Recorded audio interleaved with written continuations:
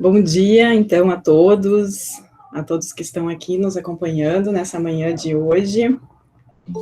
Gostaria de dizer que é um prazer receber o professor Tiago Oliveira Moreira, que é professor adjunto da Universidade Federal do Rio Grande do Norte, doutor pela Universidade do País Basco, mestre em Direito pela Universidade Federal do Rio Grande do Norte, doutorando em Direito pela Universidade de Coimbra e pós-doutorando pela Universidade Externado da Colômbia. Professor Tiago, é uma grande satisfação recebê-lo aqui. E a gente pode considerar que a pandemia, ela nos aproxima de uma certa forma, uma vez que seria de grande dificuldade trazê-lo do Rio Grande do Norte a Passo Fundo, no Rio Grande do Sul, ou seja, cruzar literalmente o Brasil de norte a sul. Professor Tiago, que é um especialista no tema do controle de convencionalidade, e pelo qual o grupo de estudos, a efetividade do direito internacional, a efetividade dos direitos humanos no plano internacional, por mim coordenado, vinculado ao programa de pós-graduação em Direito da Faculdade de Direito, mestrado, se ocupou por esse tema do controle de convencionalidade por cerca de 3 a 4 anos. A minha parceira de estudo e de publicação, que também está aqui presente, a professora hoje, Michele Piuco, do qual também tenho uma admiração grande pelo teu trabalho,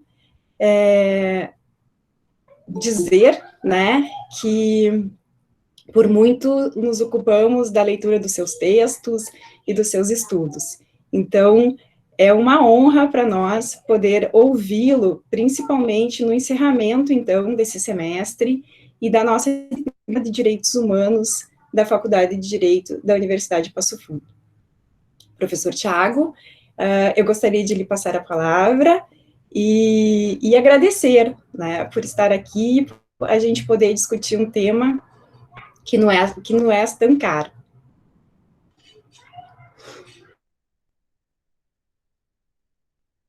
Professora Patrícia, bom dia a todos e todas. Eu fico extremamente grato pelo convite, pelo único, talvez das poucas coisas boas dessa pandemia, dessa infeliz pandemia, seja essa aproximação virtual, né? Fomos forçados a utilizar essas tecnologias que não são tão novas assim, mas que ainda estamos desvendando esses novos mares. E é uma satisfação conversar contigo, com seus alunos, com os que estão presentes, sobre o controle de convencionalidade. A professora Michele, que já nos encontramos nos eventos da ABDI, né, nos Congressos Brasileiros de Direito Internacional, que eu também cito nos meus trabalhos, não só ela, você também, lógico. Principalmente, o último trabalho que eu citei de vocês foi sobre Estado Constitucional Cooperativo e controle de convencionalidade. É um artigo interessante que vocês têm, é um tema também que eu gosto muito, que é Estado Constitucional Cooperativo, então eu citei esse trabalho no escrito há pouco tempo. Bom, eu basicamente dividi a minha fala aqui em 2 momentos, um em que eu irei trazer uma teoria geral sobre o controle de convencionalidade e um outro momento em que eu analiso como esse controle de convencionalidade foi desenvolvido pela Corte Interamericana nas sentenças, nas decisões em que o Brasil foi condenado, nos casos em que o Brasil foi condenado. Nem todos os casos que o Brasil foi condenado ocorreu o controle de convencionalidade, não é bem esse o norteamento, mas em quase todos tem alguma menção ao controle de convencionalidade, seja de forma explícita ou implícita, que vale a pena destacar. Eu preparei uns slides aqui para vocês, eu vou só pedir licença para compartilhar a minha tela, se for possível. Eu vou colocar aqui a apresentação, tela inteira.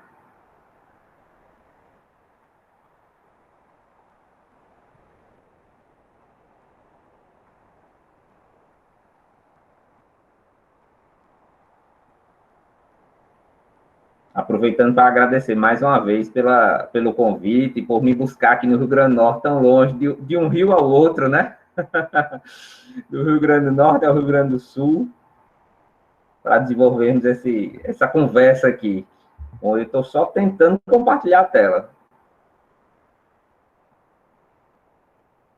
Muito bem, eu também estou com saudade do Nordeste aí, porque eu não saio de casa, então quando estou com saudade, né? Estou dentro de casa o tempo todo, aproveitando para trabalhar bastante na burocracia e na produção. Pessoal, está aparecendo aí para vocês, eu pediria só que alguém me confirmasse por áudio, já que quando eu coloco a tela assim, não aparece a imagem. Está todo mundo vendo aí um slide? Tudo certo, Thiago. Está aparecendo bem, tudo certo. Ótimo. Então, vamos lá. Vou tentar me limitar no tempo também. Então, o controle de convencionalidade e as condenações do Brasil no sistema interamericano. Como a professora bem disse, eu leciono aqui na UFRN, no mestrado Direito Internacional, eu tenho uma disciplina chamada Constitucionalismo Multinível, que um dos temas que eu toco é o controle de convencionalidade. Venho pesquisando o tema desde 2010, mais ou menos, com algumas idas e vindas, com algumas mudanças de posicionamento, é natural ao longo desse tempo. No mestrado eu pesquisei um pouco sobre o tema, no mestrado da UFRN, no pós-doutorado que eu estou fazendo lá na Externado de Colômbia, que é uma excelente universidade, eu também pretendo me dedicar um pouco ao assunto. Então, vamos lá. Passando pela teoria geral do controle de convencionalidade, a finalidade não é esgotar o tema, nem me aprofundar em cada um, mas eu fiz um roteiro aqui do que é que o aluno, seja ele de graduação ou de pós-graduação, o que é que ele precisa saber, basicamente, sobre a teoria geral do controle de convencionalidade. Então, o primeiro ponto é a origem. Eu coloco a indagação aqui, onde surgiu o controle de convencionalidade, ainda que de maneira implícita. Será que surgiu no âmbito da Corte Interamericana? Não, isso já está comprovado pela doutrina, que, apesar de alguns já estarem escrevendo de maneira distinta, mas que o controle de convencionalidade surgiu ali na década de 70, numa decisão do Conselho Constitucional francês, né, que alegou que não tinha competência para julgar a causa porque não se tratava de um controle de constitucionalidade, mas sim de um controle de convencionalidade, já que o parâmetro da norma controlante não era a Constituição, não era o texto constitucional, mas sim um tratado internacional de direitos humanos. E aí o tema do controle de convencionalidade na França, ele já é um tema até clássico, já é um tema corriqueiro, comum de se abordar. Aqui no Brasil, Mazzuoli fala claramente no livro dele, está até aqui atrás, que ele foi o primeiro a tratar sobre esse assunto, inclusive na tese de doutorado dele aí na Universidade Federal do Rio Grande do Sul, na URGS, né? Se não me falha a memória, com a professora Cláudia Lima Marques. O professor André de Carvalho Ramos, lá da USP, tem um livro chamado Direitos Humanos em Juízo, em que ele já falava, de 2006, em que ele já falava sobre controle de convencionalidade. E no âmbito interamericano, como eu disse, nós temos a decisão do Sérgio Garcia Ramírez, no caso, Almonacid Arellano, e alguns outros separados, Tibi, Vargas Areco, etc., em que ele trazia esse controle de convencionalidade. Só que o controle, pessoal, a expressão, como eu disse, surgiu lá na França e de forma implícita já se praticava controle de convencionalidade, ou seja, essa sindicância de compatibilidade entre o direito estatal e o direito interamericano dos direitos humanos, ou o bloco de convencionalidade, como eu vou falar mais à frente, desde a década de 20, lá por 1928, se não me falha a memória, numa decisão da Corte Permanente Internacional de Justiça. Então, já se tinha essa forma de sindicância desenvolvida, pelo menos no seu start, há muito tempo, já quase 100 anos. No âmbito do sistema interamericano, eu tenho um artigo científico publicado em que eu mostro que a Corte Interamericana, mesmo antes de 2006, ela já tinha várias decisões aplicando, exercendo o controle de convencionalidade. Apenas ela não utilizava a expressão controle de convencionalidade, mas o mecanismo já era devidamente implementado. Depois eu posto aqui a referência desse texto. Eu analisei 70 e poucas decisões da Corte para poder comprovar que já existia controle de convencionalidade antes de 2006. Com relação à competência, o controle de convencionalidade ele pode ser internacional, né, poderia até ser feito nos Big Nines, né, nos órgãos de monitoramento e controle do sistema global, apenas não seria um controle jurisdicional de convencionalidade. Nós temos o controle interamericano feito pela Corte Interamericana, que é o que nós iremos nos deter aqui, e o controle de convencionalidade doméstico, estatal, já que a Corte Interamericana delegou, por assim dizer, aos estados o exercício do controle de convencionalidade. E o fez de maneira acertada, porque o Estado é quem é o sujeito primário da proteção dos direitos humanos. É o paladino essencial dos direitos humanos, é o Estado. Então, ele, principalmente através do Poder Judiciário, tem que exercer o controle de convencionalidade. E observem que eu digo principalmente, porque esse é um ponto polêmico, eu faço até a indagação aqui. Quem exerce o controle de convencionalidade no âmbito doméstico? Só os juízes? Os juízes e demais órgãos do Poder Judiciário, o CNJ, por exemplo, poderia, não é um órgão direto, mas poderia exercer controle de convencionalidade. Há cláusula de reserva de plenário para exercer controle de convencionalidade, como há nos órgãos colegiados para o controle de constitucionalidade. O juiz de primeira instância poderia exercer controle de convencionalidade, e o Ministério Público, os outros demais operadores que exercem funções essenciais da justiça também operariam esse controle de convencionalidade. E essa é uma polêmica, por quê? Porque a Corte, ela não tem um posicionamento muito fixo sobre a matéria, ela é muito zigue-zagueante. Ou seja, em alguns momentos ela diz que são juízes, outra diz que é todo o Poder Judiciário, outra diz que todo o Poder Judiciário e os órgãos da administração da justiça, outra diz que todos os órgãos do Estado, enfim. A Corte Interamericana também tem seus problemas. Cientificamente falando, ela tem, como eu disse, essas variações jurisprudenciais que prejudicam, de certo modo, o desenvolvimento do tema. Como principais fundamentos do controle de convencionalidade, nós temos o Pacta Sunt Servanda, a boa-fé, mesmo os artigos 1º e 2º da Convenção Americana de Direitos Humanos, né, que fala no direito de respeito, na obrigação dos Estados de respeitar os direitos. Eu peço só a paciência de vocês se estiverem ouvindo ruído de furadeira, porque estão fazendo serviço aqui no prédio em algum outro apartamento. Me desculpe, começou exatamente agora. A própria Convenção de Viena, que fala sobre o direito dos tratados, quando fala que o Estado não pode alegar o seu direito interno para descumprir as obrigações internacionalmente assumidas, também serve como fundamento para o controle de convencionalidade. Mas no sistema interamericano é basicamente o artigo 2º, né, que fala no dever de adequação do ordenamento jurídico, artigo 2º da Convenção Americana. A natureza jurídica, o controle de convencionalidade tem a natureza de ser uma garantia, é um instrumento para a concretização dos direitos humanos. Então, tem essa natureza jurídica. O material normativo controlante, o tema é bem polêmico. Por quê? Tratados interamericanos de direitos humanos. Quais? Vocês vão ver que na jurisprudência da Corte, ela faz muita menção à Convenção Americana, mas ela peca um pouco nesse ponto, porque quaisquer tratados do sistema interamericano podem ser parâmetro para controle de convencionalidade, não só a Convenção Americana. Acontece que nem todas as normas interamericanas são judicializáveis perante a Corte. Isso não impede que no âmbito estatal, no âmbito doméstico, um juiz eleve como parâmetro um outro tratado interamericano, que não a Convenção Americana, para servir como material normativo controlante. A jurisprudência da Corte Interamericana. Bom, sabemos que jurisprudência é norma aplicada a um caso concreto, né, desde a construção kelseniana sobre esse pensamento. Então, a jurisprudência da Corte Interamericana também serve como parâmetro para controle de convencionalidade. Repito, só tem um problema da jurisprudência nem sempre ser uníssona, nem sempre caminhar, ter uma linha evolutiva muito, muito clara, tem muitas idas e voltas, mas é visível que a jurisprudência da Corte é, sim, parâmetro para controle. Tribunais constitucionais de países como México, Colômbia, mesmo a Argentina, com suas variações, já aceitaram essa força da jurisprudência da Corte e já entenderam que ela é parâmetro para controle de convencionalidade. Quando a matéria chega nas opiniões consultivas, é que a polêmica é bem maior. Por quê? Primeiro que a opinião consultiva não deriva de uma manifestação da jurisdição contenciosa, mas sim da jurisdição consultiva. E aí seria exercício de atividade jurisdicional, por quê?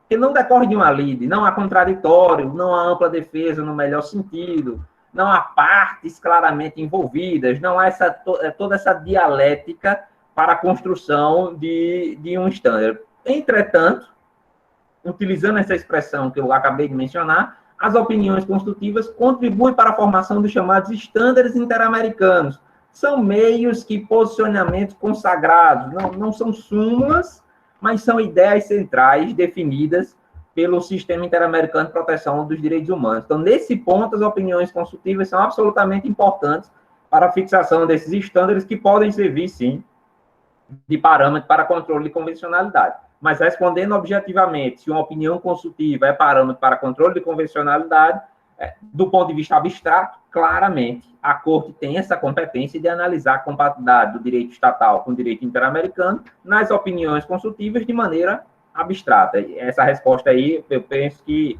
nós temos segurança para afirmar. E com relação aos informes e relatórios da Comissão Interamericana de Direitos Humanos, aí já fica mais complicado defender que esses relatórios seriam um parâmetro para controle de convencionalidade. De qualquer forma, a junção desse material normativo controlante forma o que a doutrina chama de bloco de convencionalidade. Então, quando vocês se depararem com alguém falando que o único parâmetro para controle de convencionalidade é a Convenção Interamericana, está equivocado. No próprio conceito, sindicância de compatibilidade vertical entre o direito estatal e o direito interamericano dos direitos humanos ou o seu bloco de convencionalidade, e não só limitar a Convenção Americana de Direitos Humanos. Alguns autores limitam muito a Convenção Americana de Direitos Humanos, só estudam a Convenção Americana e esquecem que o âmbito de incidência tem que ser mais largo, porque há outros tratados do sistema interamericano. Bom, o material normativo controlado, nós temos toda a legislação interna, ordinária, os atos infralegais e a própria Constituição, sim, normas constitucionais, como a própria Corte Interamericana já decidiu. Eu não tenho muito apego ao fato de porque a Corte decidiu, aquilo ali está correto, não. Eu sou muito crítico da Corte em muitos pontos e acho que nem sempre ela constrói um pensamento científico. Às vezes ela ultrapassa o próprio teor dos tratados internacionais, né?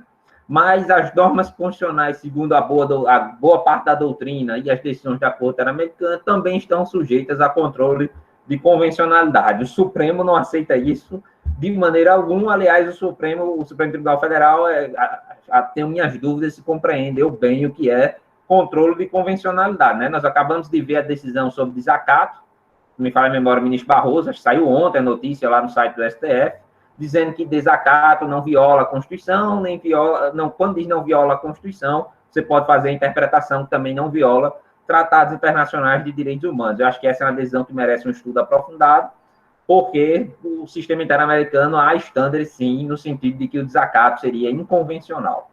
Bom, para além das normas, né, da legislação, há também a possibilidade do controle de convencionalidade das omissões legislativas, ou seja, os tratados interamericanos de direitos humanos impõem o dever do Estado legislar sobre determinadas matérias, ou praticar determinados atos, desenvolver determinadas políticas públicas, e o Estado não faz.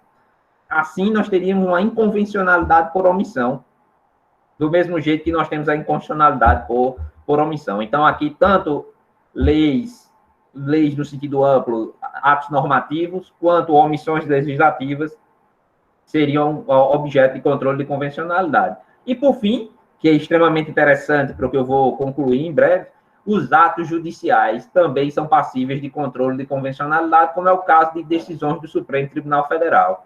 Há autores que defendem a possibilidade de recurso de uma decisão do STF à Corte Interamericana, como é o caso do professor Arthur Cortez, aqui da UFRN.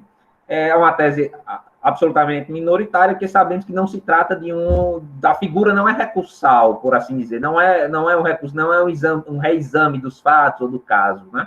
Não funciona como uma quarta instância de maneira alguma. O que se analisa é a compatibilidade da norma, nesse caso aqui, da decisão judicial. Um outro ponto interessante sobre essa teoria geral do controle de convencionalidade seria acerca dos efeitos da declaração de inconvencionalidade. A Corte Interamericana, ao reconhecer que uma norma estatal, uma norma brasileira é inconvencional, ela tem poder, tem competência para invalidar ou para suspender ou para determinar inaplicabilidade, ou seja, para dizer que ela carece de efeito. Nesse ponto, nós também temos a jurisprudência da Corte como zigue-zagueante, ou seja, em alguns momentos ela fala em invalidação, outras em suspensão, inaplicabilidade. Se vocês forem trabalhar com a visão hierárquica, penso que a resposta vai ser pela invalidação. Eu, professor Tiago, não trabalho mais com a hierarquia dos tratados, com a hierarquia do direito internacional, né? Aquela história de pirâmide defendida por Kelsen. Gilmar Mendes falou que revolucionou a pirâmide da hierarquia das normas com RE 466343. Ele não revolucionou absolutamente nada, porque em 1914 o Supremo Tribunal Federal tinha uma decisão dizendo que todos os tratados internacionais tinham hierarquia supralegal, né? O que a decisão de 2008 fez foi dizer que só os de direitos humanos, ou seja, até limitou-se comparando com a de 14. A professora Flávia Belvezan fala num trapézio. Jesus Tupã, que tem um livro muito interessante, uma monografia muito interessante sobre controle de convencionalidade e diálogo entre tribunais, fala numa bússola, né? Eu já corroboro com o pensamento da teia de aranha. Pois é, cada um com a sua geometria, né? Com o seu norte. Mas eu não concebo a relação como hierárquica, mas sim como heterárquica entre o direito interno e o direito interamericano dos direitos humanos. É esse pensamento que eu estou trabalhando com meus alunos aqui no mestrado da UFRN e que eu estou desenvolvendo na minha tese de doutorado lá da Universidade de Coimbra. Então, segundo a Corte, como eu disse, há essa variação de entendimento. No âmbito dos tribunais brasileiros, nós temos algumas decisões já aplicando o controle de convencionalidade. Infelizmente, a gente avança num dia, retrocede no outro. O TST tem decisões interessantes, depois vem o órgão colegiado e derruba. O STJ, decisão do ministro Marcelo Navarro, inclusive foi professor aqui da UFRN, excelente sobre a inconvencionalidade do desacato, que depois a sessão derrubou, e agora nós temos a decisão do STF. Temos decisões em Santa Catarina, no Rio de Janeiro, em outros estados, aplicando o controle de convencionalidade. E não temos o controle de convencionalidade só no âmbito abstrato, concentrado, mas também no âmbito difuso, concreto, assim como ocorre com o controle de constitucionalidade. Em relação ao controle de convencionalidade pelos demais poderes, ele pode ser feito pelo Poder Executivo, pelo Poder Legislativo, indiscutivelmente pelas próprias comissões do Legislativo, quando da análise de projeto de lei, deveriam analisar a convencionalidade dessas normas. E o Executivo, notadamente nos processos administrativos. Há uma possibilidade de controle de convencionalidade dos atos administrativos, isso aí, ao que parece, é inegável. Só para finalizar esse ponto da teoria geral, há na experiência comparada, como eu já falei, países que já avançaram bastante sob controle de convencionalidade, como é o caso de México, Colômbia, Argentina, de certo modo, com algumas idas e vindas também, estão bem à frente do Brasil, Chile, em matéria de controle de convencionalidade. Eu colocaria o Brasil aí num bloco do meio para baixo, nos países latino-americanos, né? Ele está quase próximo ali de... Não chegou ao ponto de ser como Venezuela, absolutamente resistente, de ser como o Uruguai, que é mais resistente do que o Brasil, mas também não está tão avançado quanto as experiências mexicanas, colombianas, argentinas e chilenas, né? Acho que até Peru está mais à frente do Brasil em matéria de controle de convencionalidade, isso é inegável. Bom, pessoal, e aqui, ainda que com o ruído da furadeira, eu trago um pequeno estudo que eu fiz sobre as condenações do Brasil no sistema interamericano e o controle de convencionalidade. Eu me debrucei um pouco sobre o texto, os slides ficaram um pouco poluídos aqui, mas eu não vou ler tudo, sobre o texto das decisões em que o Brasil foi parte e foi condenado, em que eu notei que houve o exercício do controle de convencionalidade ou que eu posso extrair alguma lição doutrinária sobre o controle de convencionalidade. No caso Escher e outros versus Brasil, de 2009, observe que aqui no Brasil ainda era muito rudimentar o estudo de controle de convencionalidade, apesar de já termos trabalhos. A Corte Interamericana, nesse caso, apesar de não ter feito referência expressa ao nome, a expressão controle de convencionalidade, diz que a Lei 9.296, a Lei de Interceptação Telefônica, ela estava de acordo com a Convenção Interamericana de Direitos Humanos. Se ela está de acordo, se ela é compatível, portanto, seria uma lei convencional, né? Mas, além disso, a Corte Interamericana, ela diz que é competente para ordenar um Estado que deixe sem efeito, não é que invalide, que deixe sem efeito, daí aquela diferença entre validade, vigência, eficácia, vigor, enfim, que a gente estudou lá em Direito Civil 1, deixe sem efeito uma lei interna quando seus termos sejam atentatórios aos direitos previstos na Convenção e, por isso, contrários ao artigo 2º, que é o grande fundamento do controle de convencionalidade. A Corte aqui já tinha falado expressamente em Almonacid Arellano sobre controle de convencionalidade, mas não fez qualquer menção num julgado que foi bem posterior, 2009. No caso Garibaldi contra o Brasil, também de 2009, a Corte reiterou seu posicionamento e que é competente para ordenar um Estado que deixe sem efeito uma lei interna quando seus termos sejam violatórios dos direitos previstos na Convenção. Notem aí, mais uma vez, a Corte reconhecendo sua competência para realizar o controle de convencionalidade. Mais uma vez, esse seria um caso de controle de convencionalidade implícito. O nosso caso mais famoso em matéria de controle de convencionalidade é o caso da guerrilha do Araguaia, Júlia Gomes Lund e outros versus Brasil, de 2010, decisão que se contrapõe totalmente ao entendimento do Supremo Tribunal Federal, apesar que o Supremo tem uma desculpa pronta, dizendo que analisou só a recepção pela Constituição, se a lei de anistia foi recepcionada ou não pela Constituição, não se aprofundou na matéria à luz do direito interamericano, não se aprofundou porque também não conhece. Eu vou falar disso ao final. Mas nesse caso aqui, sim, 2010, a Corte falou expressamente em que o Estado deveria realizar um controle de convencionalidade, que o Supremo Tribunal Federal deveria, na DPF 153, ter realizado esse controle de convencionalidade, ou seja, a análise da alegada incompatibilidade da lei de anistia com as obrigações internacionais do Brasil. Lembrando que não é toda a lei de anistia que é inconvencional, não. Apenas os dispositivos que geram impunidade, que funcionam como obstáculos a investigar, processar e punir aqueles que praticaram crimes contra a humanidade. Esses dispositivos são, sim, claramente inconvencionais. E nessa decisão do caso da guerrilha da Araguaia, nós temos um tópico que fala sobre a incompatibilidade das anistias relativas a graves violações de direitos humanos com o direito internacional, né? Desde Barrios Altos, Lacantuta, o próprio Almonacid Arellano, enfim, caso Hellman versus Uruguai, a Corte Interamericana tem N decisões falando sobre a incompatibilidade das leis de anistia. Não importa se era autoanistia, se era uma lei de anistia aprovada pelo parlamento, um acordo da sociedade, como falava Eros Roberto Grau, não interessa. Essa anistia a crimes contra a humanidade vai ser sempre inconvencional, né? Então, o Estado descumpriu, ao aplicar a lei de anistia, a sua obrigação de adequar seu direito interno, que está consagrada na Convenção Americana de Direitos Humanos. Já que essa lei de anistia ela é incompatível, por exemplo, com os artigos 8º e 25, que falam da proteção judicial, e com os artigos 1º, item 1 e artigo 2º da própria Convenção. Um trecho interessante é esse parágrafo 176, que diz que o Poder Judiciário está internacionalmente obrigado, e eu me pergunto se todo juiz tem conhecimento disso, a exercer o controle de convencionalidade ex officio entre as normas internas e a Convenção Americana. É claro que muitos juízes têm esse conhecimento, só que às vezes eu fico até estarrecido, porque eu acho que a pior forma é aquela pessoa que tem o conhecimento, mas que não faz porque ainda está preso a ideais soberanistas, a pensamentos estatalistas que acham que o Estado é o caminhar de Deus na Terra. Eu acho que isso é um equívoco. Então, o Poder Judiciário deve levar em conta não somente o tratado, mas também a própria interpretação que a ela conferiu à Corte Interamericana, intérprete última da Convenção. Eu tenho uma resistência a essa expressão intérprete última da Convenção. Um caso pode não chegar na Convenção, na Corte Interamericana, e o intérprete último ser o próprio juiz estatal, sem nenhuma dificuldade.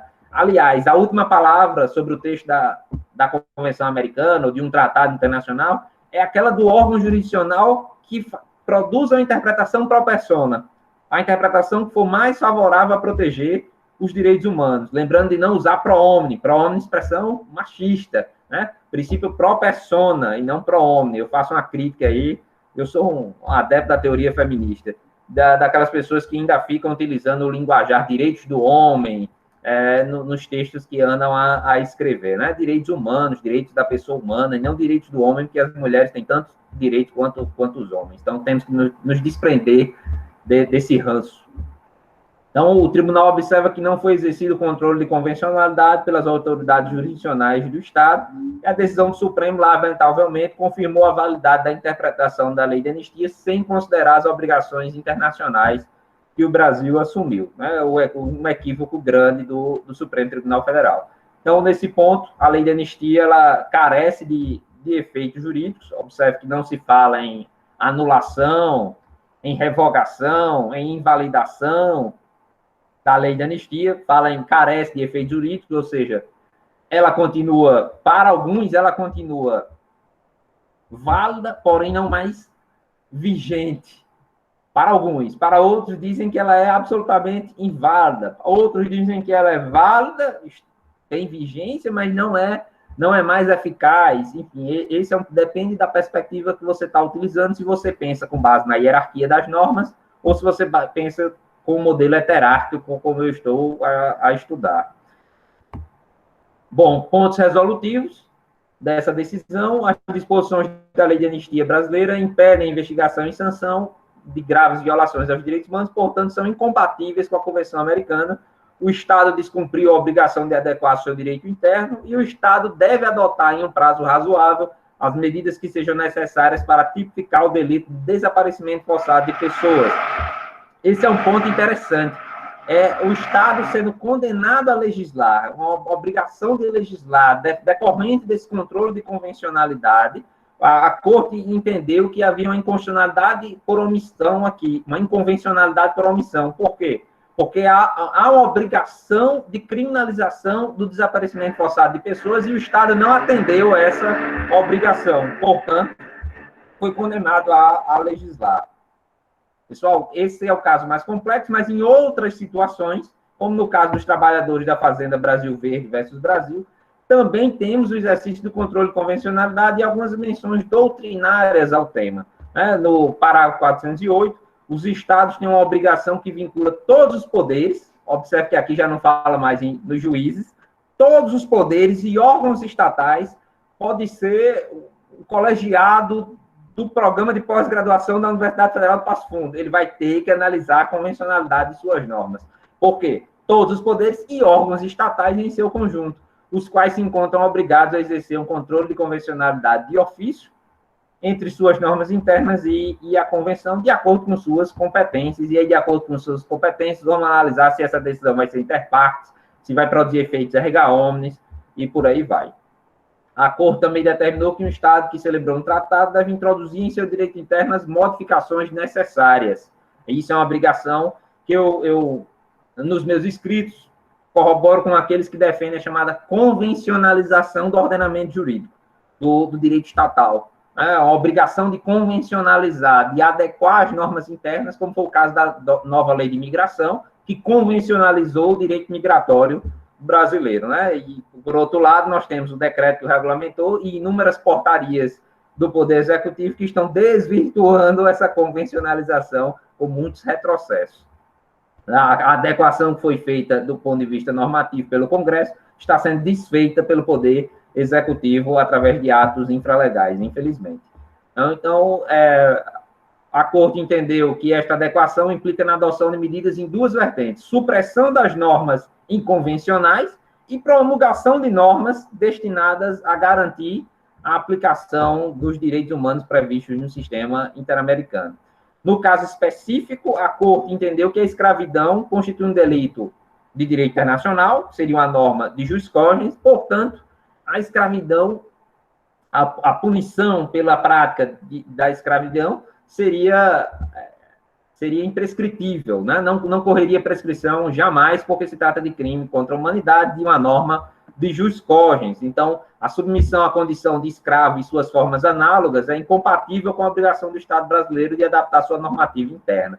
Então, você pega esse entendimento aqui e sobe aos ombros da Corte Interamericana e pensa o seguinte: isso significa que aquelas normas do Código Penal e de outras normas penais especiais que estabelecem prescrição, se for o caso de crimes que representam graves violações aos direitos humanos, como os crimes contra a humanidade, ou seja, que tenham natureza de jus cogens, elas são imprescritíveis. É verdade.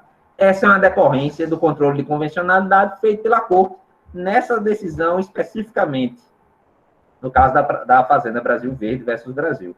Então, os delitos que representem graves violações de direitos humanos não podem ser objeto de prescrição. A Corte não declara imprescritível, de maneira geral, um delito previsto no ordenamento jurídico brasileiro, mas que condutas que constituam escravidão ou suas formas análogas, essas sim, a apuração será imprescritível, independentemente do tipo penal que venha a se subsumir. Um ponto, se o barulho aqui me permitir, um ponto interessante é sobre projetos de leis pendentes, né?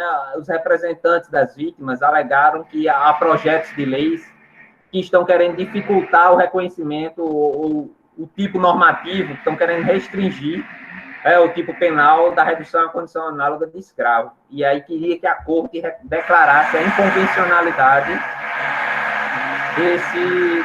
desse projeto de lei, mas a Corte disse que não tem competência para fazer isso, já que seria um projeto de lei. Esses projetos de lei deveriam ser analisados a sua compatibilidade através da jurisdição consultiva, né, de opiniões consultivas. Entretanto, se tivesse uma ligação direta com o caso em tela, eu tenho jurisprudência mostrando que seria possível esse controle em abstrato. Além disso, os representantes também pediram a inconvencionalidade da pena do delito, que seria de 2 a 8 anos. Disseram que seria desproporcional à gravidade da infração. A Corte disse que essa é uma matéria... Ela não usou a expressão, mas eu penso que aqui foi um caso nítido de aplicação da teoria da margem de apreciação nacional. Diz que essa é uma matéria de competência dos estados, já que ela não poderia intervir no quantum da pena em matéria abstrata, de maneira alguma. Isso está bem claro no teor da decisão. Eu sei que o tempo está chegando ao fim, mas no caso da favela Nova Brasília, né, da violência policial, a Corte diz que o Estado dispõe de normas que garantem a participação de um assistente de acusação em ações penais públicas. Olha que interessante, muitos aqui devem ter estudado processo penal. Existe a figura do assistente de acusação, a família da vítima, ou a própria vítima pode constituir um advogado, vai funcionar como assistente, e nós temos a ação penal privada. Porém, como fica a participação das vítimas na fase de investigação feita pela polícia, no inquérito policial, ou no inquérito promovido pelo Ministério Público? Teria na legislação uma permissão para a participação das vítimas, nesse caso, que seja uma participação direta, efetiva, que não seja só sendo ouvido como declarante? Então, a Corte, nesse caso, diz que o Estado deve adotar medidas de outra natureza para permitir as vítimas de delitos participar de maneira formal e efetiva das investigações conduzidas pela polícia ou pelo Ministério Público. No caso do povo indígena Chucuru e seus membros, aqui de Pernambuco, né, a Corte ordenou modificações legislativas, que foi provado que a lei interna viola direitos previstos na Convenção. É um caso de controle, um caso clássico de controle de convencionalidade. Entretanto, as partes não demonstraram, as vítimas, no escrito de petição, nem a comissão demonstrou que normas seriam incompatíveis com a Convenção. Então, apesar disso ser possível, totalmente possível, não foi provado, não foram mencionadas quais normas seriam incompatíveis. Então, a Corte disse, é possível verificar isso, mas eu não irei fazer porque não foi apontado de maneira correta que normas violariam a Convenção. Então, se a comissão ou os representantes consideraram que havia uma suposta incompatibilidade da legislação, essa incompatibilidade deveria ter sido provada durante as diferentes etapas do processo. Então, aqui, como não foi trazida aos autos, não foi possível reconhecer a inconvencionalidade, muito embora a Corte tenha reiterado seu posicionamento acerca dessa possibilidade. Não dispõe de elementos suficientes para determinar que norma poderia estar em conflito com a Convenção, porque, como eu disse, o assunto não foi pré-questionado, não foi debatido pela comissão, nem no escrito de petição. No caso ESOG, 2018, já bem mais recente, diz que as autoridades jurisdicionais não exerceram, deveriam, mais uma vez, o controle de convencionalidade, e o Brasil acabou sendo condenado, mais uma vez, pela lei de anistia ainda estar a produzir efeitos, e a Corte insistiu que ela carece desses efeitos e que os tribunais, os juízes, deveriam ter exercido o controle de convencionalidade, os juízes que atuaram no caso ESOG. A lei é absolutamente inconvencional, a lei de anistia, em vários pontos. ou não foi exercido o controle de convencionalidade, inclusive reiterando o fato de que o Supremo também não exerceu quando do julgamento da DPF 153. Pessoal, basicamente, tentando obedecer o tempo aqui, isso é o que eu queria falar sobre teoria geral do controle de convencionalidade, sobre as condenações do Brasil, os pontos que se retrataram, que trataram sobre controle de convencionalidade. Eu não quis historiar cada uma das condenações, porque demoraria horas para isso, mas apenas os pontos em que o controle de convencionalidade foi discutido. Eu tenho alguns trabalhos publicados sobre o tema, eu coloquei aqui nesse slide para vocês, e eu fico à disposição, né? Tá aqui meus contatos, minha página lá no academia.edu, onde vocês podem encontrar parte da minha modesta produção. Tem meu e-mail para quem precisar de algum contato, enfim, se tiver alguma dúvida, se eu puder ajudar de alguma forma, eu fico à disposição. Eu irei encerrar o meu compartilhamento de tela e voltar aqui, fico à disposição de vocês para eventuais debates, agradecendo mais uma vez a professora Patrícia e a todos que me ouviram. Desde já, fica o meu abraço para todos, professor Sérgio, que está aqui presente, enfim, outros colegas. Muito obrigado. Professor Thiago, que primor de exposição. Não tenho nem palavras para agradecer o tamanho da dedicação à análise do tema, das sentenças em que o Brasil foi condenado. Essa turma que eu trabalhei em Direitos Humanos na graduação, trabalhou com o estudo desses casos, então foi uma complementação espetacular ao que nós estudamos durante esse bimestre, e não poderia ter um encerramento melhor com alguém com tanta propriedade em abordar o controle de convencionalidade. E o que a gente percebe nessa análise de jurisprudência é que o Brasil ainda carece do controle de convencionalidade agora terminou o seu tempo. Que o Brasil ainda carece desse controle de convencionalidade, especialmente quando a gente fala na questão da lei de anistia. Ou seja, não bastou a condenação do Gomes Lund, o caso Herzog precisou voltar para dizer novamente: realizem o controle de convencionalidade. Em relação também aos outros apontamentos e o histórico do controle de convencionalidade, eu só posso dizer que fiquei encantada com a exposição e com a clareza. Também quero te dizer que os problemas técnicos de furadeira fazem parte dessa situação em que a gente está em casa, né? Se o meu microfone aqui estivesse aberto, nós teríamos uma sinfonia infantil do outro lado da porta. Então, são questões que vão além do que a gente pode administrar, né? Eu gostaria de deixar, então, a palavra aberta para quem quiser fazer questionamentos. A professora Letícia Liebens está com a gente também, e que pode ser feito pelo chat, ou se quiserem abrir o microfone, fiquem à vontade.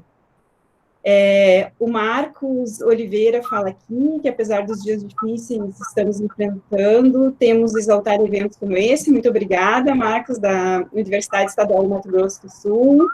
A professora Graziella, também, do Norte, uma gratidão. E tem uma pergunta aqui, como não poderia deixar, né, da professora Michele. Não sei se você consegue olhar aqui no chat. Queres que eu leia? Achei agora. Gostaria de saber seu posicionamento sobre a interpretação que a Corte está realizando nos últimos anos da Convenção. Como sabemos que os estados, não sendo condenados, devem realizar o controle de convencionalidade de forma preventiva, pois ficam vinculados à interpretação. O problema, ou não, é que a Corte está expandindo a interpretação a direitos não constantes na Convenção, como no caso da aplicabilidade geral do 26, sobre direitos econômicos, sociais e culturais. Seria aí uma tutela reflexa, né?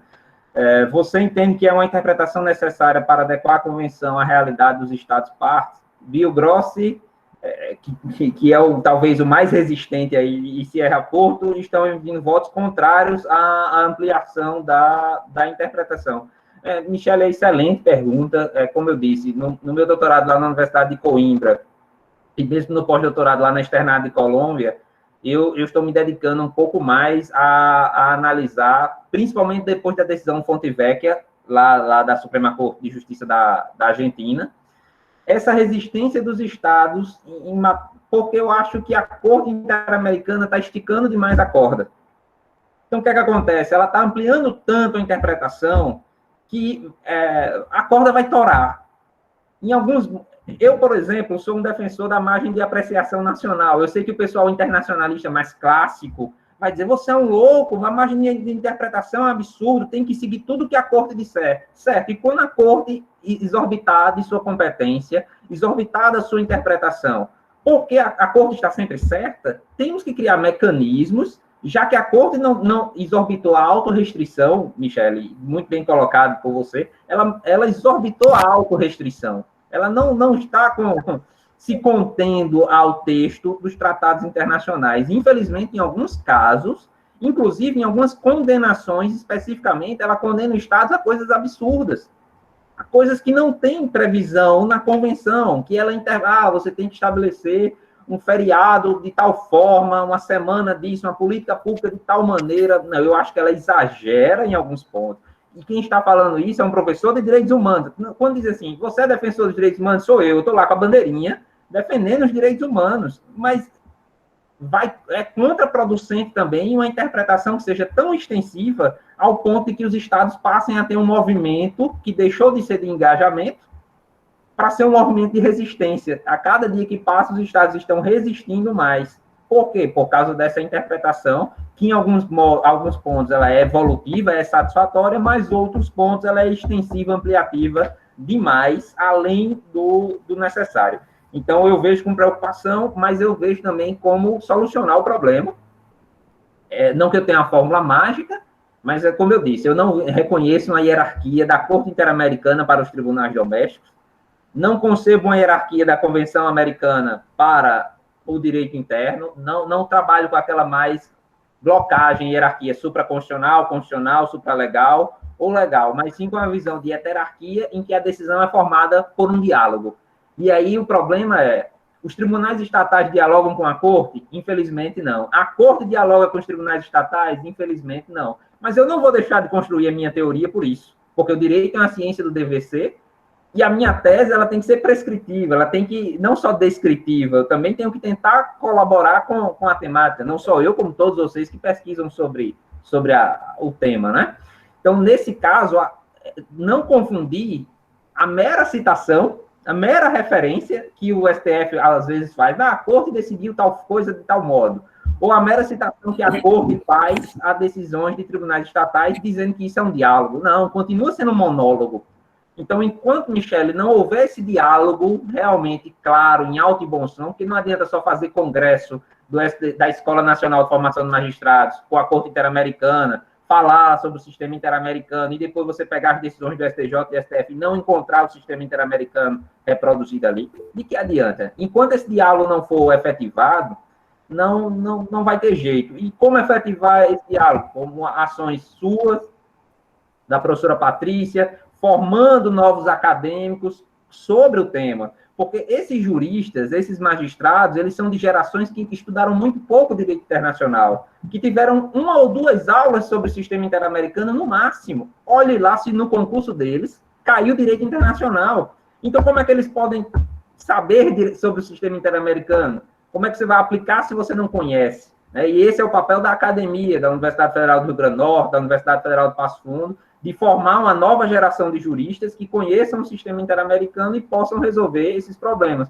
Inclusive, para que cheguem lá na Corte Interamericana um dia, Michele já fez estágio lá, eu sei disso, no sistema interamericano, e tentem combater esses excessos, tentem promover uma autorrestrição, uma autocontenção. Professora Patrícia, eu queria aproveitar e mandar um abraço também para os inúmeros colegas, professora Érica Veris, professora Letícia Leidens, enfim, o professor Sérgio, que eu já mandei abraço, a professora Graziele, outros que aqui estão, colegas que, Saulo, que foi meu aluno aqui na UFRN, enfim, que estão participando dessa nossa aula. Eu espero ter respondido a contento. Com certeza. E nessa extensão também, né, professor Tiago, a gente percebe abrangência da corte em relação à análise do meio ambiente, né? Também indo um pouco além do que a Constituição americana prevê, né, naquela opinião consultiva. Tem uma outra questão, uma outra pergunta, que é da Rosângela. O Brasil seguiu alguma das recomendações para as coordenações do controle de convencionalidade? Vamos pedir para o Frederico fechar o áudio. Não tem nada. Quer um pão? Uhum.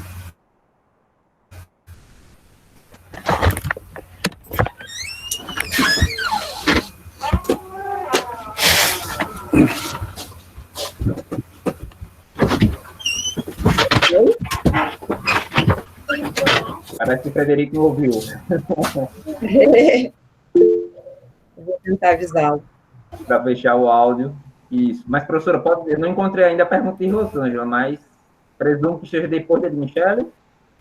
Depois a gente segue. Peraí, vamos ver.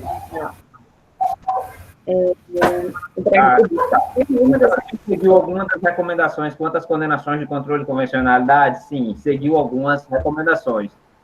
Todas, está longe. O Brasil, na verdade, dificilmente são poucas as decisões que o Brasil... O Estado brasileiro não está cumprindo nem as decisões internas, nem as decisões do Supremo, quanto mais as decisões da Corte Interamericana. Nós vivemos uma crise de cumprimento de decisões judiciais de um modo geral. Em relação às decisões do sistema interamericano, sim, nós temos vários avanços. O caso Ximenes Lopes não foi um caso sob controle de convencionalidade, mas tivemos aí uma mudança na política de saúde pública para as pessoas com deficiência mental, sem dúvida alguma. O próprio caso, a Maria da Penha, não foi uma decisão da Corte, foi no âmbito da comissão, mas eu tenho aí uma legislação que decorreu do sistema interamericano, por assim dizer. Mas em matéria de anistia, realmente, que talvez seja a questão mais sensível, mas nós temos outros casos, viu, Rosângela? Nós temos, por exemplo, casos em que o Brasil não foi condenado, mas que outros países foram, como competência da justiça militar para julgar civil. México já aboliu, a Corte Interamericana já disse que é inconvencional, o Brasil continua com a competência da justiça militar para julgar civil. É um absurdo, como eu disse, o crime de desacato e outras inconvencionalidades que nós nos deparamos. O servidor público federal, na Lei 8.112, né, nós temos aqui, eu e Patrícia, com certeza, e outros colegas, por exemplo, se você pratica alguns crimes, algumas infrações, você vai ser demitido do cargo e jamais poderá retornar ao serviço público, ou seja, uma pena de caráter perpétuo, não retorna ao serviço público. Isso é inconvencional. Como assim? Não existe reabilitação, não existe ressocialização para o servidor? Enfim, poderia ficar aqui um bom tempo alegando inconvencionalidade, mas infelizmente o Brasil não vem acatando muitas das condenações. O cumprimento é meramente parcial, é tanto que a Corte vem editando as resoluções de supervisão de cumprimento. Tem no site, seria aí para uma outra aula falar sobre a supervisão de cumprimento, mas infelizmente não vem fazendo da maneira ideal. Temos outra pergunta aqui, Patrícia, de Cássio Coutinho. O controle de convencionalidade seria suficiente para afirmar que vale para o Brasil o monismo internacionalista na recepção? Olha, aqui eu vou pedir desculpa, mas a parte dos livros de direito internacional que vocês estão lendo sobre monismo e dualismo, vocês podem grampear e deixar para lá. Professor Tiago, não importa qual é o manual, qualquer um, do autor mais conhecido ao menos conhecido, do Rio Grande do Norte ao Rio Grande do Sul. O Brasil não é monista, o Brasil não é dualista. Eu desafio alguém me provar que o Brasil é monista ou dualista. Para a incorporação dos tratados, o Supremo disse que era dualismo moderado. Eu quero saber a diferença entre dualismo moderado e monismo internacionalista. Se você me mostrar cientificamente essa diferença, aí em matéria de costumes, o Brasil é monista. Tem o voto lá do Supremo Tribunal Federal. Mas peraí, não existe hierarquia entre costume e tratado. Então é monismo para o costume, dualismo moderado. Mas o Olho fala em monismo dialogado, desconfigurando a própria essência do monismo. Outros autores falam em dualismo radical, que o sistema não se comunica, são autônomos. Pessoal, tem que fazer igual o professor Breno Bahia, lá na Universidade Federal do Pará. O monismo e dualismo não se aplicam aqui no Brasil, porque não se aplicam mais a lugar nenhum. Esqueça, aluno de direito internacional não tem mais como ficar preso a teorias da década de 20. 1920. Hoje nós vivemos numa era de uma outra globalização, de um outro mundo, e vocês ainda... Não é uma crítica, Cássio, a você, não. É uma crítica àqueles que ainda se prendem nesses mortos-viventes. Isso aqui são zumbis.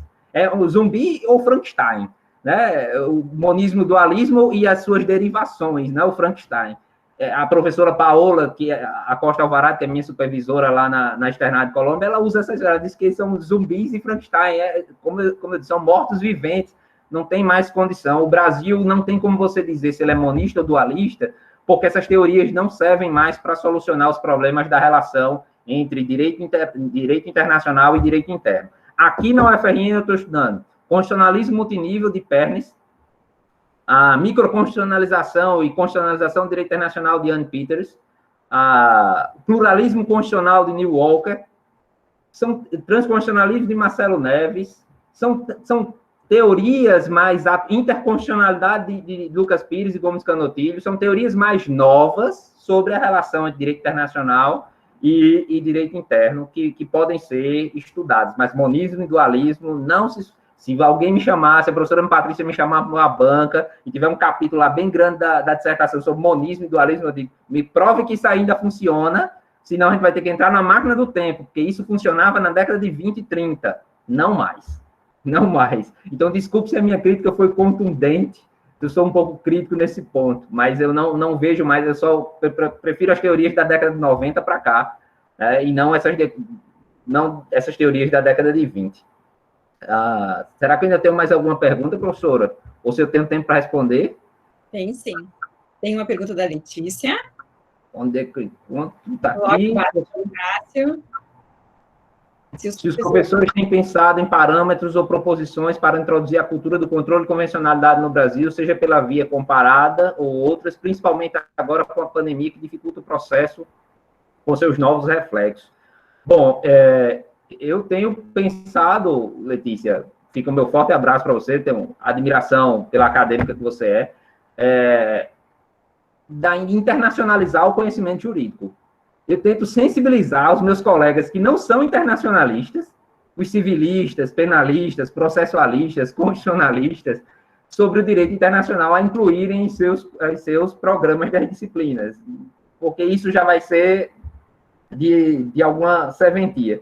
Em relação à produção científica, por exemplo, agora acabei de orientar um trabalho sobre a aplicação do direito interamericano dos direitos humanos pelo Tribunal de Justiça do Rio Grande do Norte, só analisando decisões do Tribunal de Justiça do Rio Grande do Norte em que a Convenção Americana e o Pacto Internacional de Direitos Civis e Políticos, o COT que nós temos, foi aplicado. Hoje eu estudo menos o Brasil e mais a América Latina, Patrícia. Eu me detive nessas decisões porque você me pediu o tema para ser as condenações contra o Brasil. Mas o meu foco, se pegar no meu Lattes as minhas produções, eu prefiro analisar decisões de outros países, porque lá se aplica mais o controle de convencionalidade do que aqui. Mas, o que é que vai fazer? Na UFRN, nós temos uma disciplina optativa, Direito Internacional dos Direitos Humanos. A professora Patrícia está aqui com essa aula, passou esse conteúdo, trabalhou com os alunos. Eu acho que essas são as medidas, incluir nos projetos pedagógicos dos cursos outros idiomas. No caso do nosso mestrado aqui, a disciplina ela é bilíngue, ela é português e espanhol. Não que o meu espanhol seja perfeito, não, mas é porque você precisa conhecer, porque a maioria dos textos sobre controle de convencionalidade com mais profundidade são de autores hispanohablantes, são de autores latinos. E aí essa visão comparada que a professora Letícia está falando aqui é essencial para se compreender o controle de convencionalidade. Afinal, há desacato aqui e há desacato lá na Colômbia. Porque a Colômbia reconheceu a inconvencionalidade e o Brasil não, se o parâmetro é o mesmo, é a Convenção Americana de Direitos Humanos. Acho que a educação é o caminho.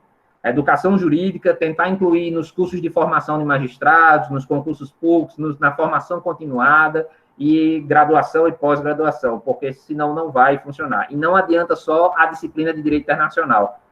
Ter uma durinha só não faz verão. Os outros colegas têm que internacionalizarem as suas pesquisas também. Afinal, eu até brinco dizendo que o professor de Direito Internacional ele tem que saber ambiental, consumidor, direito bancário, financeiro, econômico, penal, porque o direito internacional atua em todas essas áreas, em todos esses ramos, né? É até complicado. Porque os outros professores não têm que ter uma conta para partida e saber um pouco de direito internacional. E aí é essencial que seja difundido, como a professora Patrícia está bem fazendo aqui.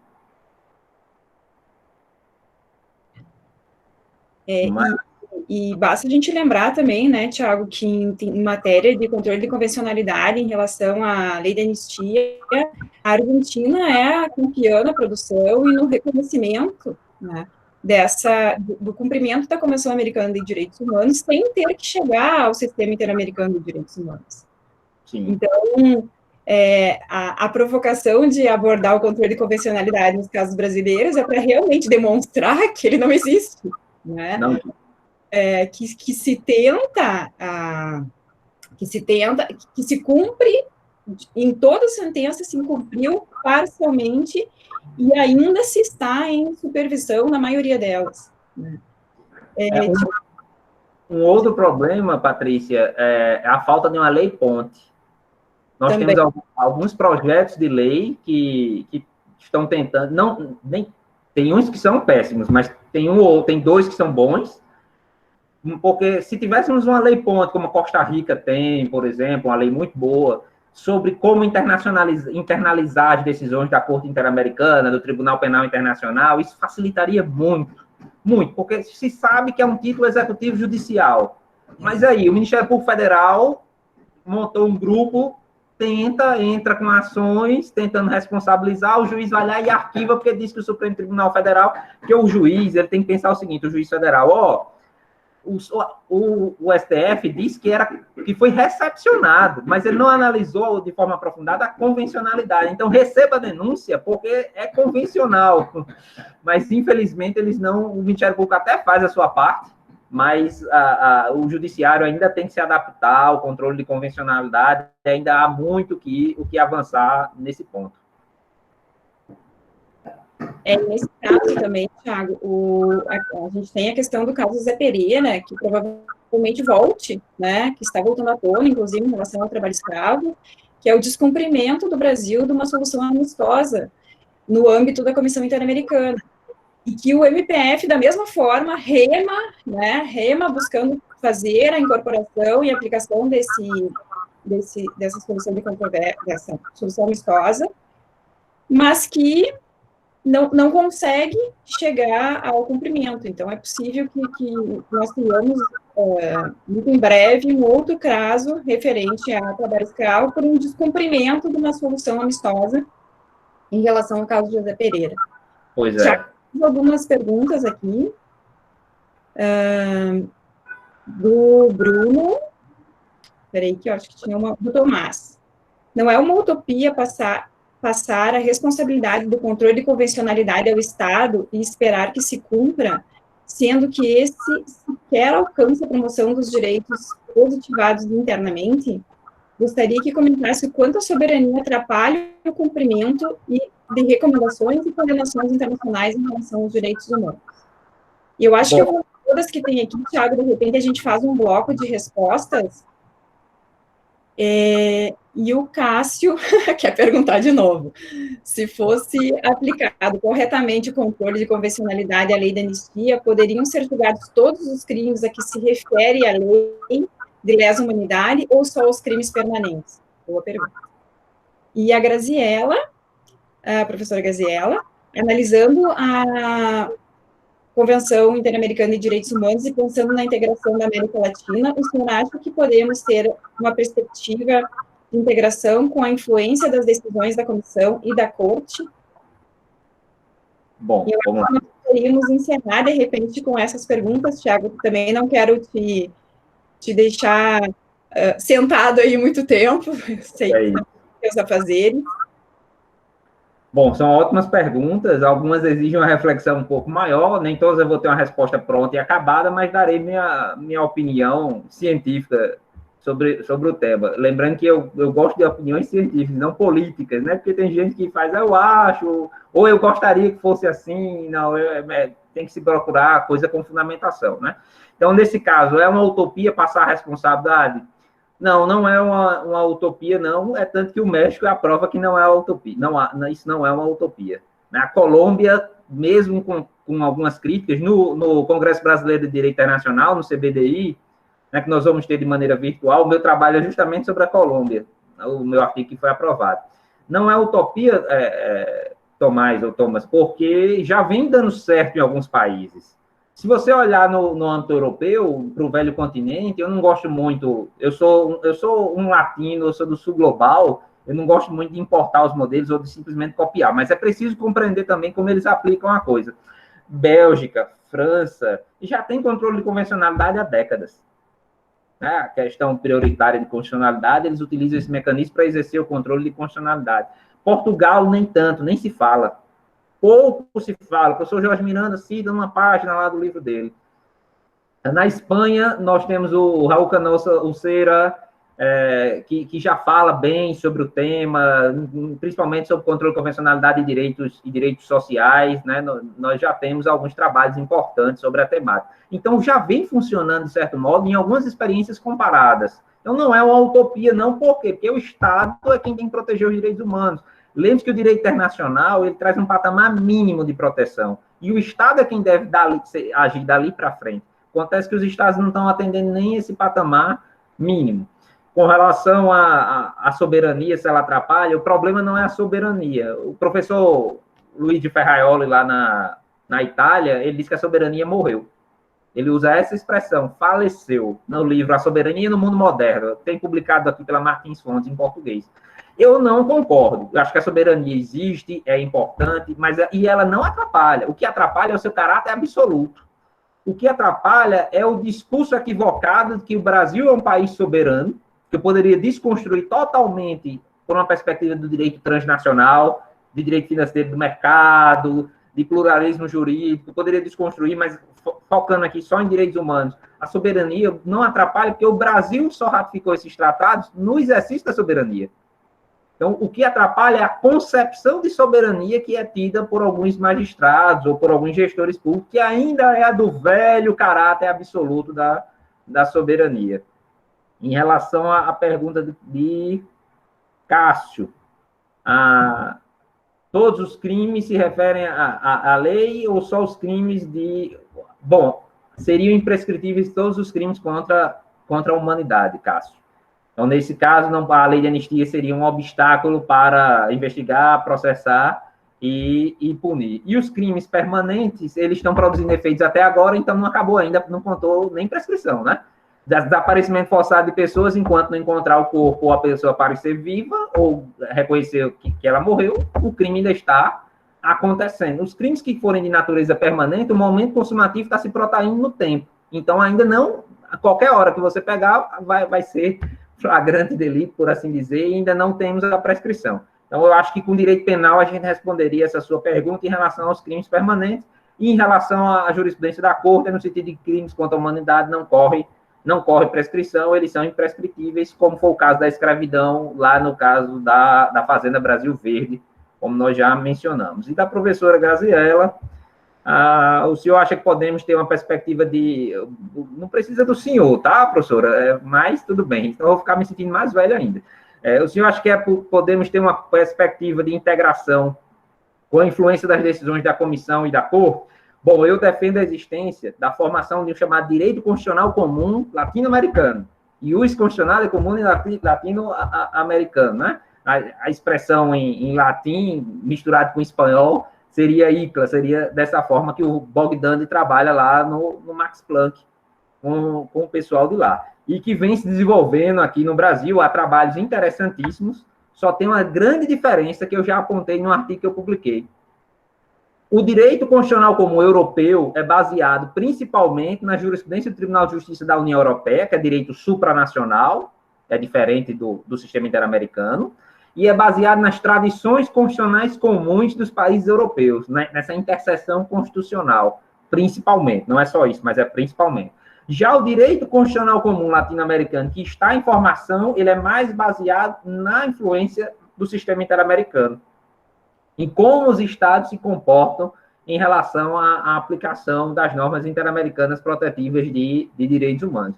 Então, eu acho que há, sim, uma perspectiva de integração e de influência, ainda que zigue-zagueante, ainda que com trancos e barrancos, com obstáculos, mas, do ponto de vista teórico, é uma boa teoria, Há alguns autores bastante críticos, o Carlos Castilha diz que não há nada, o que há de comum nesse tal de direito constitucional comum? Não há nada comum. Há, sim, muita coisa comum no direito constitucional comum latino-americano que poderia ser observado e teorizado à luz do sistema interamericano, como nós temos aí várias discussões interessantes.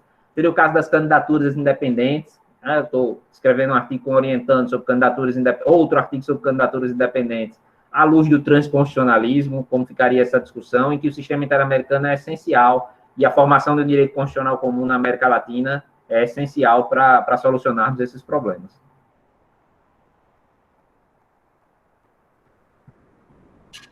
Queres terminar com a pergunta do Saulo? Professor, qual a sua opinião sobre a sua atuação da Corte em matéria criminal nas condenações, determinando que o Estado investigue, processe e puna as violações de direitos humanos? Não seria uma situação de extrapolar a competência do tribunal, já que, no primeiro momento, somente o TPI tem jurisdição penal? Não, Saulo, não vamos confundir. A Corte não tem jurisdição penal. A Corte está determinando que uma forma de se observar o teor da Convenção Americana é através da investigação do processo e eventual punição. O artigo 2º, ele fala claramente em outras medidas, e essas outras medidas incluem a edição de normas, ou a investigação, processo e a eventual punição, condenação, execução da pena de quem praticou crimes contra a humanidade. Então, isso não é uma competência penal, porque a Corte não condena ninguém à cadeia, não manda ninguém preso, não decreta prisão de ninguém. Então, não seria uma competência penal. Ela não diz lá que você vai ficar condenado a X anos de cadeia. Não, ela só diz que o Estado, inclusive não é ela, é o Estado quem deve investigar, processar e punir, como uma forma de garantir de proteger o acesso à justiça, de concretizar as garantias judiciais que estão no artigo 8º, combinado com 25 da Convenção Americana. Né? E somente o TPI tem jurisdição penal no plano internacional, sim, mas não é o caso da Corte Interamericana, porque determinar que o Estado investigue não é uma competência penal, é uma forma de concretizar um direito humano.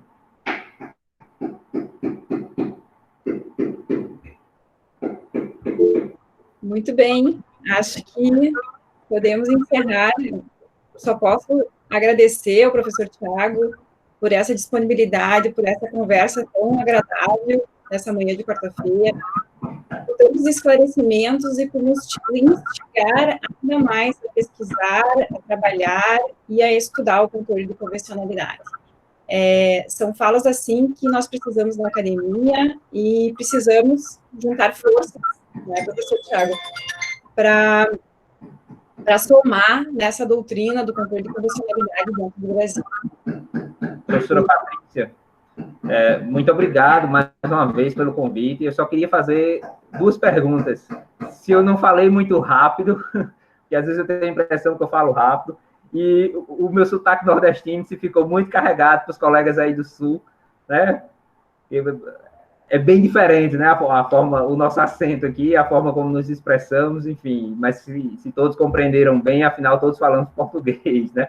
Mas eu tenho também certeza que o sotaque soa um pouquinho diferente. Mas essa integração é uma satisfação enorme, como eu disse, e eu fico sempre à disposição para você, para os seus alunos, para os outros colegas que aqui estão, para contribuir da melhor forma possível. Imagina, o sotaque não atrapalha em nada, o sotaque soma, né? Nos aproxima, nos traz essa questão cultural que nós não podemos nos livrar dele. Há algumas semanas atrás, eu organizei uma outra live com o professor Lucas Lima, e essa foi em inglês, e ele dizia que todos nós temos sotaque em inglês, e assim que deve ser, né? Nós devemos falar inglês com o nosso sotaque, seja ele o de brasileiro, seja ele o de nordestino, de gaúcho, né? Ou o sotaque indiano, enfim, né? O sotaque é que nos traz a nossa identidade cultural, e nós não podemos nos negar a isso, né? E nem nos afastar dessa identidade cultural que faz parte de nós, né? E essa é a riqueza, inclusive, do estudo e da proteção aos direitos humanos. Obrigada, Tiago. Como eu disse, foi uma alegria te receber, te ouvir, e saiba que a Universidade de Passo Fundo está de portas abertas, e que foi espetacular nós atravessarmos o país nessa live, né, de norte ao sul, do Rio Grande do Norte ao Rio Grande do Sul. Muito obrigada.